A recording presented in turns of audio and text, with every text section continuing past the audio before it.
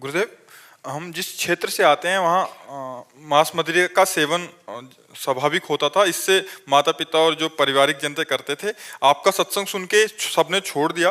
महाराज जी, जब से मैंने आपके नरकों का वर्णन सुना है तो मुझे अपने परिवार माता पिता के लिए बहुत डर लग रहा है। महाराज जी, ऐसे में वो क्या करें और मैं क्या करूं कि अभी सुधर जाए? नाम जप, नाम जप।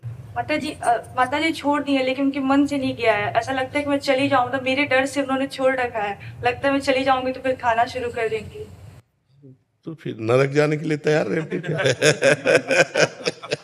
आपकी वीडियोस सुनाती हूँ तो कहती है कि कान बंद कर लेती है, कहती है सब सब सब कोई खाता है, सब जाएगा तो मैं भी चली जाऊंगी। बढ़िया है, फिर कोई बात नहीं। फिर कोई नाम जप करें। और देखो, ये जवान के स्वाद के लिए दूसरे शरीरधारियों का हिंसा करके, चाहे वो मुर्गा हो चाहे वो बकरा हो, हर जीव अपने शरीर की रक्षा चाहता है। आप एक चींटी को भी देखो ऐसे करके तो भागेगी अपने प्राण रक्षा के लिए।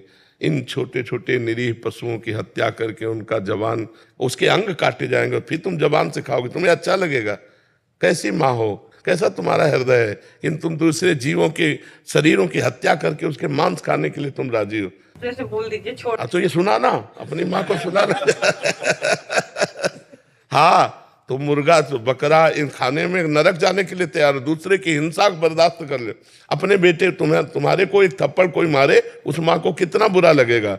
तो वो भी किसी माँ का बच्चा है, बकरा मुर्गा, और उसको मारते हैं लोग, खाते हैं। ये सब राक्षसी स्वभाव के लोग हैं, दुर्गति को प्राप्त होंगे। लेकिन जो सत्संग सुनते हैं उनको तो सुधार कर लेना चाहिए और अपनी जबान को रोको।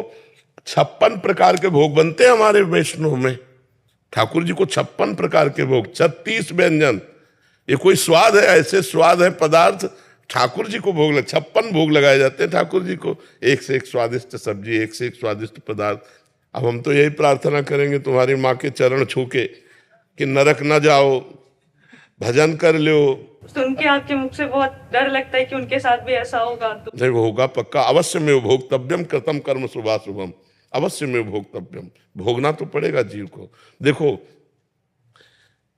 बढ़िया वीआईपी कार में बैठे हैं, फिल्मी गाना चल रहा है और एक्सीडेंट हुआ, और पहले वो तार जला जिससे गेट खोला जाता है, अब उसी में पैक।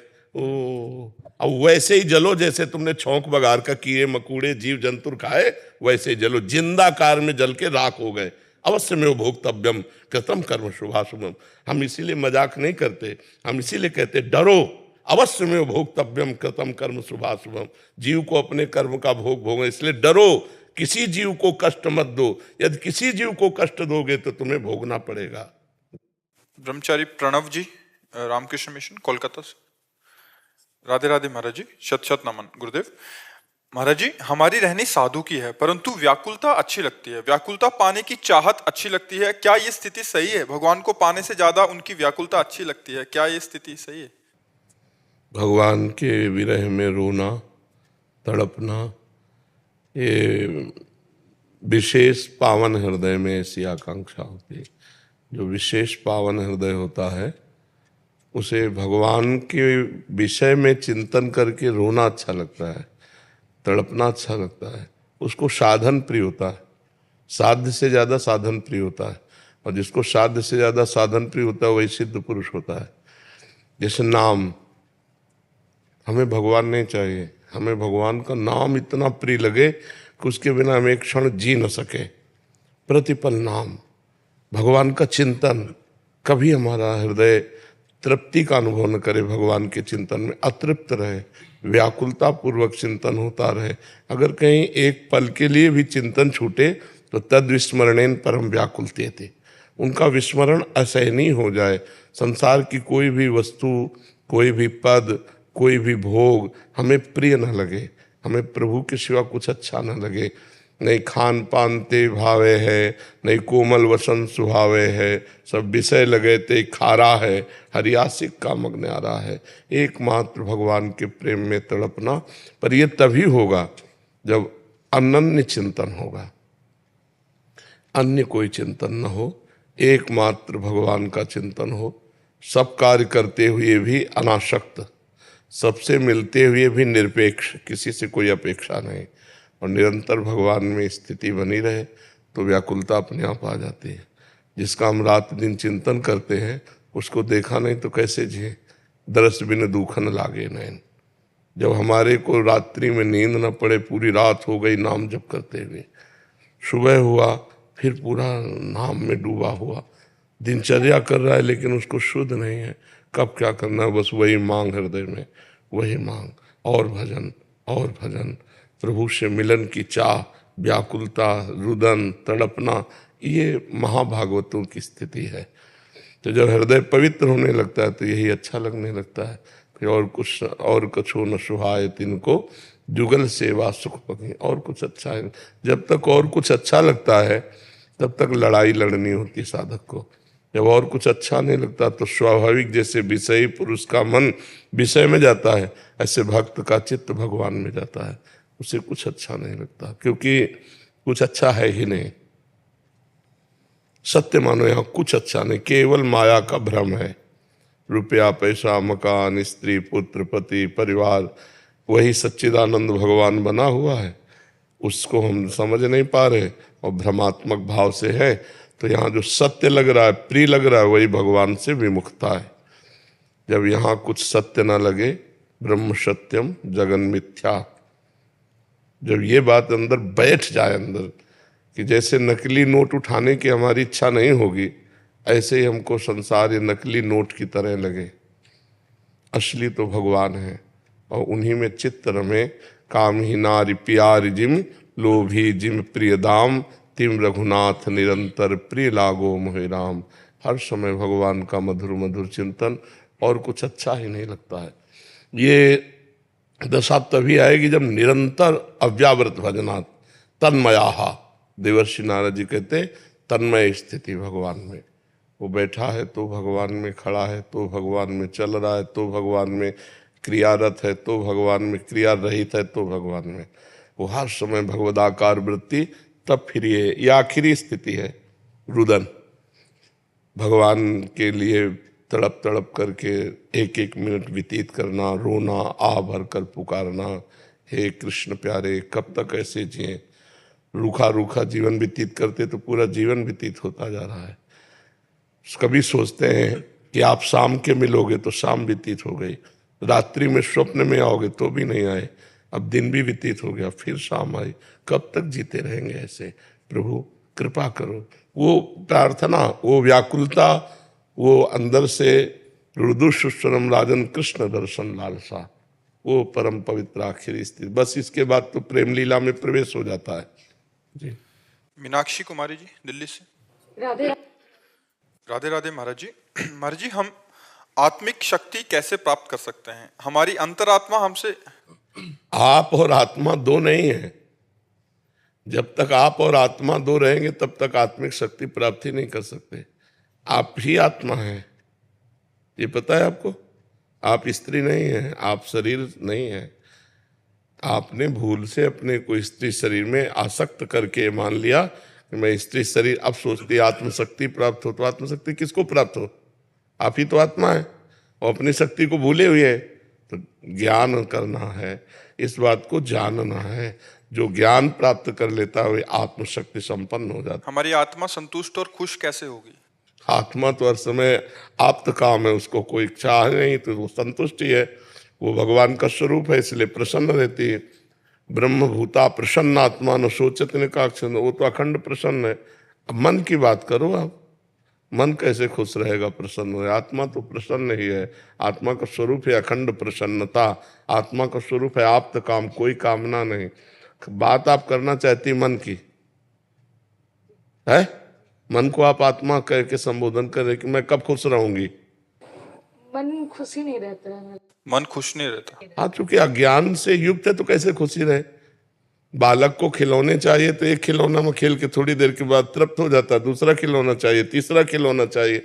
ऐसे मन रूपी हमारा बालक विविध प्रकार के भोग रूपी खिलौना चाहता है और खिलौनों में संतुष्टता होती नहीं, क्योंकि भूख खिलौनों से नहीं मिटेगी, भोजन से मिटेगी। तो मन की जो आनंद की भूख है वो आनंद सिंधु भगवान में, सा वही मना कृष्ण पदार विंदयो। जब हमारा मन भगवान के चरणों में लगेगा तब वो तृप्त होगा, नहीं तो चाहे जितना भोग लो भटकते रहो, कहीं सुख नहीं। आप देखो एक स्त्री शरीर में आई थी, उन्होंने कहा था हमारे पास विश्व की हर वस्तु है, पर कहा मेरा मन खुश नहीं है, संतुष्ट नहीं है। तो मन रुपया पैसा पद प्रतिष्ठा भोगों से खुश थोड़ी होता है। इसमें हम थोड़ी देर के लिए राजी भले कर लें, फिर इसके बाद वही भूख उसकी। जब तक भगवान नहीं मिलेंगे तब तक ये भूख नहीं मिटेगी। तब लगी कुशल न जीव कहूं, सपने हूं मन विश्राम। जब लग भजत न राम कहूं, शोक धाम तज काम। जब तक शोकों के धाम कामनाओं का त्याग करके भगवान का भजन नहीं होगा, तब तक हमारा मन कभी शांत और प्रसन्न नहीं हो सकता, मन को विश्राम नहीं मिल सकता। इसलिए नाम जप करो, अधिक से अधिक नाम जप करो, भगवान की कथाएं सुनो, भगवान से प्रार्थना करो कि मेरे मन को आप चुरा लीजिए। हे मन चोर प्रभु, मेरे मन को चुरा लीजिए। ये मन बड़ा उपद्रव कर रहा है, इसको शांत कर लीजिए। हरि जो मेरो मन हठ न तजय। ये मेरा मन बड़ा हठीला है, जिस विषय को पकड़ता है उसी में जाता है। नाथ, आप इसकी डोरी खींच लीजिए। आपने ढील दे दी है, इसीलिए विषयों में जा रहा है। यदि आप डोरी खींच लो, हो हार्यो कर जतन विविध विधि अतिशय प्रबल अजय। तुलसीदास बस होए तबै जब प्रभु पेरक बरजय। हरि जो मेरो मन हठ न तजय। हे हरि जो, आप थोड़ा डोरी टाइट कर दो, मन को आप थोड़ा घसीट दो, विषयों की तरफ न जाए और आप में लगा रहे तो मेरा मंगल हो जाएगा।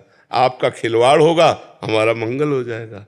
और अगर आप मन को न संभालेंगे प्रभु, तो मेरे संभालने में आएगा नहीं। बहुत बलवान मन है, इसलिए नाम जप करो, भगवान से प्रार्थना करो। ज्योति जी दिल्ली से। दादा वल्लभ श्री हरिवंश गुरुदेव गुरुदेव महाराज। श्री हरिवंश महाराज जी, आपके चरणों में कोटि कोटि प्रणाम। महाराज जी, साधक जब सेवा में रत रहता है या नाम जप करता है, तो जो ध्यान, कल्पना और चिंतन होता है, महाराज जी इन तीनों में क्या अंतर है? जो छवि का दर्शन करके ध्यान, क्या आप क्या करते हैं? गुरुदेव भगवान, जैसे हम कभी सेवा में रत रहते हैं तो कभी जैसे श्री जी की हमें अब ध्यान के योग्य तो है नहीं उतना कि हम कर पाए, पर जो जैसे करते समय मन में ही आता है कि जैसे वो जो आ रहा है कि कुछ दिख रहे हैं वो थोड़ा थोड़ा, लेकिन वो ना तो अच्छे से समझ आ रहा है, मतलब कुछ। हाँ, ठीक है, ठीक। उसे कल्पना नहीं कहते, उसे भावना कहते हैं। और जितना हमारा भजन होता है, जितना पवित्र हृदय होता है, वैसी भावनात्मक झांकी बनती है। वो अभी सत्य नहीं है, अभी वो संपूर्ण सत्य का दर्शन नहीं है, वो हमारी भावनात्मक झांकी है। हमारी पवित्रता के सामर्थ्य के अनुसार वो आ रहे हैं। संपूर्ण सत्य स्वरूप तो जब प्रकाशित होगा तो बेहोश हो जाओगी। तुम्हारी क्षमता नहीं कि उस रूप का दर्शन करके हम सहन कर जाए। बड़े बड़े महापुरुष विकल हो गए, जिनका हृदय प्रेम को सहने के लिए वज्र के समान है, वो विकल हो गए, मूर्छित हो गए। जिस समय प्यारी जू का रूप और प्यारे जू का रूप, तो बड़े बड़े परमहंस विचलित हो गए उनके रूप को देखकर। हमारे आपके हृदय की क्षमता क्या, थोड़ी वस्तुओं में खुश हो जाने वाला, थोड़ी वस्तुओं की हानि में दुखी हो जाने वाला हृदय क्षमता शून्य है। जैसे एक कांच है तो ऐसे मारो तो टूट जाएगा, और एक कांच से गरम ठंडा करते करते उसे बुलेट प्रूफ बना दिया जाता है।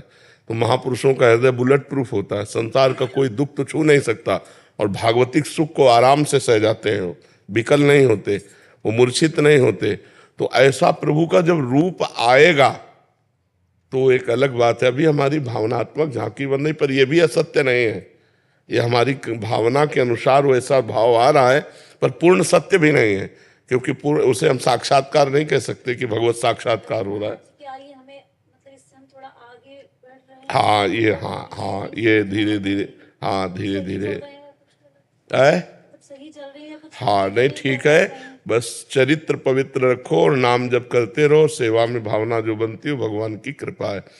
अभी तो भावना बन रही, फिर मानसिक सेवा होने लगेगी, फिर वही साक्षात जैसा लगने लगता है। फिर पर जो साक्षात्कार होता है वो जीव की जड़ और चेतन ग्रंथि का भेदन करके जीवन मुक्त कर देता है। भगवत दर्शन होते ही उसका आवागमन खत्म हो जाता है। श्याम बिहारी जी। महाराज जी राधे राधे। राधे राधे महाराज जी, आपके चरणों में कोटि कोटि प्रणाम। महाराज जी, आप कह रहे हैं कि आप गौ सेवक हैं। ये कह रहे हैं कि रासायनिक खाद कीटनाशकों के प्रयोग से खेती जहरीली होती जा रही है। महाराज जी, मानव स्वास्थ्य व प्रकृति एवं पर्यावरण पर विपरीत प्रभाव पड़ रहा है। महाराज जी, इन समस्याओं का हल आप कह रहे हैं कि मतलब गऊ जो गोबर आदि होती है वैसी खाद हो तो ज्यादा अच्छा नहीं, हम लोगों की खेती में वही पड़ता था, पर अनाज की जो उत्पत्ति है वो 1 बीघे में 8 मन या 12 मन होता था। लोग प्रलोभन के वशात अब 40 मन पैदा करते हैं, उसी में खाद डाल करके।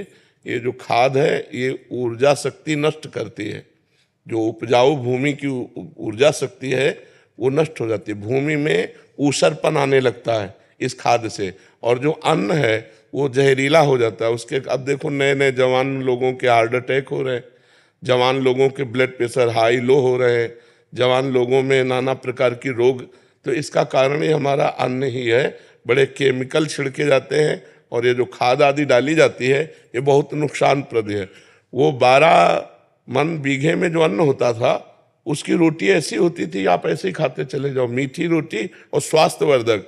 अब तो घास फूस की तरह हो गया है, 40-40, 50-50 मन अन्न 1 बीघे में पैदा हो रहा है, वो उर्वरक डाल करके उसको शक्तिहीन कर रहे हैं।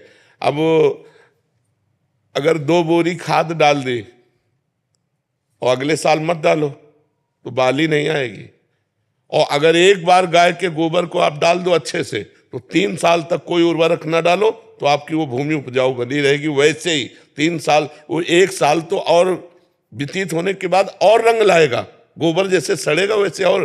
पर अब कोई गाय पालना मंजूर नहीं कर रहा क्योंकि उसे रुपया चाहिए, अधिक रुपया चाहिए।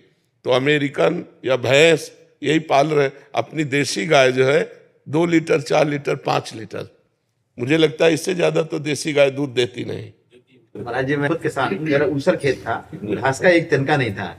गाय पाली, गौमूत्र के लिए पक्का बनाया, मूत्र इकट्ठा किया, गोबर गैस लगाया, गोबर गैस की स्लरी डाली और गौमूत्र डाला, तो आज रासायनिक खेती से ज्यादा पैदावार हो रही है। और पूरे देश में 40 लाख से ज्यादा किसान हैं जो रासायनिक खेती से ज्यादा पैदावार कर रहे हैं, और उसमें जीवामृत बनाते हैं जो 3 दिन में बन जाता है गोबर गौमूत्र का। तो जो गोमय बस्ती लक्ष्मी कहा गया है वो इसमें है। और एक साथ 100 तरह की फसलें लेना, तो वर्षा हो चाहे अतिवृष्टि हो चाहे ओलावृष्टि हो, फिर भी 25-50 तरह की चीजें लगी रहेंगी तो किसान का नुकसान नहीं होगा। जो प्राकृतिक आपदाएं आती थी तो किसान पर मतलब नष्ट हो जाता था। अब वो स्थिति महाराज जी नहीं है।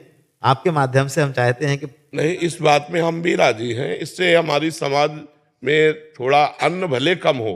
महाराज जी इसमें ज्यादा पैदावार हो रही, लोगों को जानकारी नहीं है बस। अच्छा, हाँ, हम लोग जो लोग गौ आधारित खेती कर रहे हैं वो एक साथ साल भर में 100 तरह की चीजें पैदा कर रहे हैं, तो टोटल प्रोडक्शन जो है केमिकल फार्मिंग से ज्यादा आ रहा है, लागत कम हो रही है और महंगा बिक रहा है। और खेती सुरक्षित है, खेती सुरक्षित और आने वाली पीढ़ियां सुरक्षित। बिल्कुल बिल्कुल। महाराज जी केवल 25% लगता है, हाँ, इसमें पानी बहुत कम लगता है। रासायनिक खेती में ज्यादा पानी लग रहा है, खेती की लागत बढ़ रही, केमिकल पे सब्सिडी बढ़ रही। तो महाराज जी आपका, और सबसे ज्यादा है कि अन्न भी सैला हो रहा है, अन्न पे शैला और वही हमें खाना है।